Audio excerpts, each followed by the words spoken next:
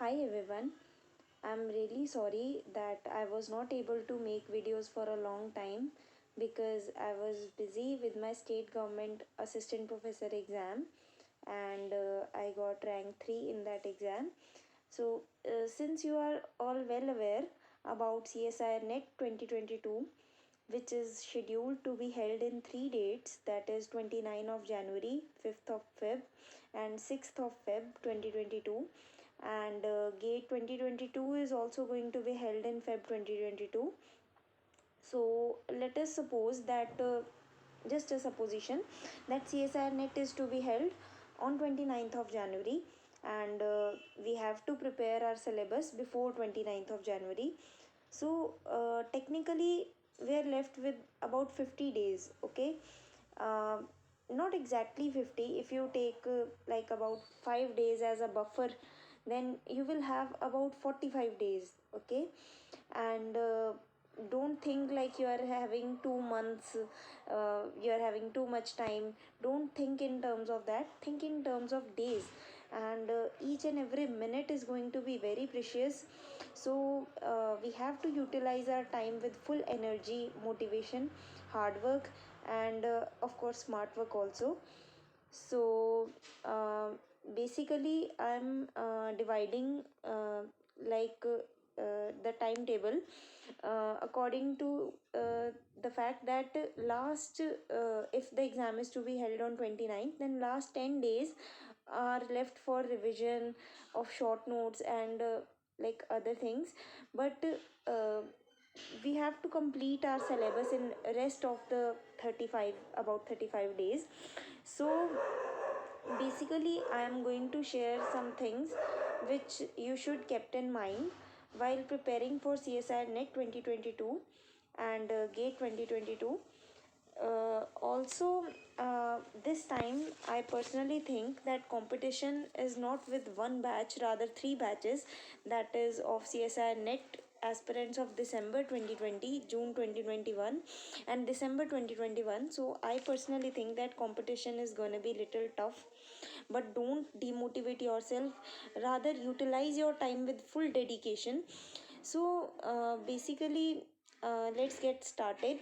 uh, One thing I want to share is that um if you have already strategized or planned, uh, then please don't change your planning. You can add or subtract some things according to your comfort.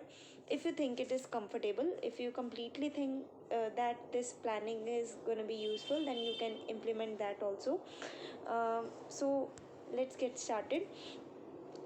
First thing is syllabus completion and revision. So if you have completed like we have 9 subjects in physical sciences, and if you have completed like one subject, you completely remember that subject, right? And you complete the second subject and the third subject and so on. I have personally experienced that if you keep on just completing your subjects and do not revise the earlier subjects, then you will easily forget. I mean, not completely forget the earlier subject, but it you will take more time to recall that subject. Let me give you an example. Like I suppose I complete mathematical physics first. After that I start the classical mechanics and then quantum mechanics. Now the moment I come to the third or fourth subject, then if I do not revise the earlier part, okay, then I will easily forget that. So it is really important that if you are completing the your subjects subsequently, then also revise the earlier subjects, also go through that, also go through the full length notes that you have prepared. And if you are already like you come to fourth or fifth or sixth subject and you have revised the first subject so many times from your full length notes, then you can start your revision from your short notes. So syllabus completion is really important. uh, it is not like I've already stated in my earlier video that it is not like you have to complete the 100% syllabus. Even topper do not do that. But you have, if you want to score good, if you want to like crack JRF, then it is really important that at least 5 to 6 subjects should be completed, uh, properly completed. So next thing is practice. Since in physics subject we have to apply our concepts in numericals, right? So only doing the theory part is not sufficient, we all know this thing. So for practice you can refer to previous year questions.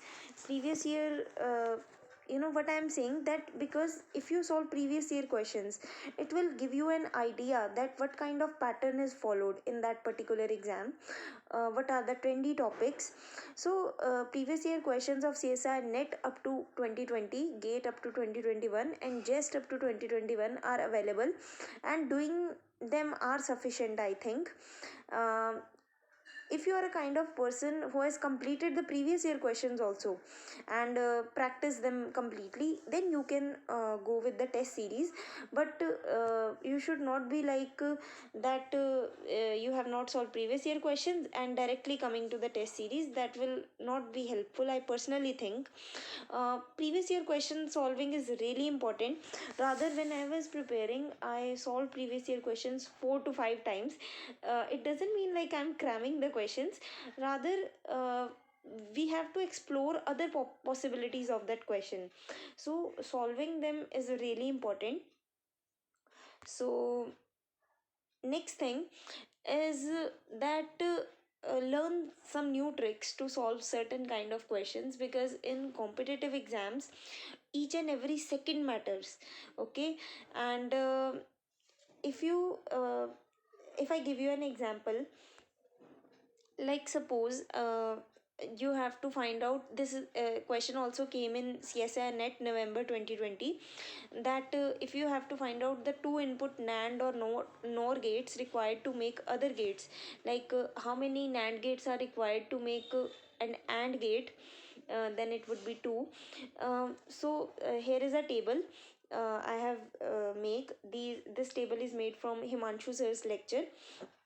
So let us get to the point. uh, you have to like remember some things, some tricks also, because it will save your time. If you think that okay, we should not remember the trick, let us just solve the numerical as when you you know revise the when you do any concept and you are just applying that concept, it will take much time, I personally think. uh, Tricks remembrance is really important. If you don't get my this example, let me give other example also. For example, it is a common question that if you want to find out the eigenvalues of a matrix, then what here is that, suppose we have a matrix where we have 1 1 1 as the elements and it is a n cross n matrix, then eigenvalues will be uh, one eigenvalue will be n. Suppose this question also came in Punjab assistant professor exam, that we have 3 cross 3 matrix and all the elements are 1 1 1 there. So what will be the eigenvalues? Now if you use the traditional method of solving that, which is the exact method, right? And if you use that method, it will take some time. But if you remember this thing, or you know that if 1 1 1 are the elements, then the eigenvalues will be n 0 and 0 respectively. So if in Punjab assistant professor exam here was 3 cross 3 matrix, so the eigenvalues will be 3 0 and 0. So one more trick is there that also came in CSIR-NET, I think June 2019, that if we have a matrix where rows and columns are the scalar multiples of the other row, then the eigenvalues will be trace, that is the sum of diagonal elements, and the other eigenvalues will be 0 0 0. So these kind of tricks are really helpful in competitive exams. It will save a lot of time. So you, I think you should remember some tricks. I'm just giving an example, there are many other tricks. So the next thing is that if you have completed like 5 to 6 subjects, and along with revision and practicing numericals, you can start a new subject. Like if you have completed the 7 to 8 subjects or even 9 subjects, then you should do revision and revise your notes daily, and along with that practice numericals. But if you have completed like 5 to 6 subjects, and uh, along with revision, start practicing numericals. You can give like 2 to 3 hours daily to a new subject from like YouTube videos or any other source, whatever you like. It will help you a lot. And if you are a kind of person you have completed 2 to 3 subjects, then I must say that focus more on syllabus completion. In your case, syllabus completion is really important for a person with 2 to 3 subjects. So I have seen many people who qualify CSIR-NET with the complete preparation of 5 to 6 subjects also. But see, now GATE is also coming, and in GATE rank matters, and you will get a good rank, a decent rank, only with the completion of like 7 to 8 subjects. And not only that, not only the syllabus completion, but the proper revision and proper practice of numericals is also required. You should analyze your mistakes and the weak portions and start working on them. If possible, write on a paper that what are your weak portions and what are your strong portions. For weak portions you can work on them to make it your a strong portion, and if some topic is your strong part, then it should remain your strong part with consistent efforts and consistent revision also. Because if some topic is your strong, right, you do not properly revise that, then it can become your weak portion also if you will not properly revise. So analyze yourself where you are lacking, what are your weak portions, and we ourselves know that what is lacking in me. So at last but not the least, you should take care of your health, because you can't afford to get sick in this time. Eat healthy food, sleep properly at least 6 hours a day, because in exam you are going to fight a kind of battle with your mind. So proper sleep keeps you physically and mentally healthy. And again I will say, you cannot afford to waste your time. And uh, you may find it also funny that when I used to prepare for my exam, before some days I just write it on a copy, the date, like suppose right now it's 9, so I just write down 9, 10, 11, 12 and so on, and I prepare in front of that day. I write the subjects, like in 9th and 10th I have to revise completely a particular subject, and along with that numerical practice also. So like in whatever way you are comfortable, whatever suits you, uh, prepare your exam with full dedication. So all the best, and thank you.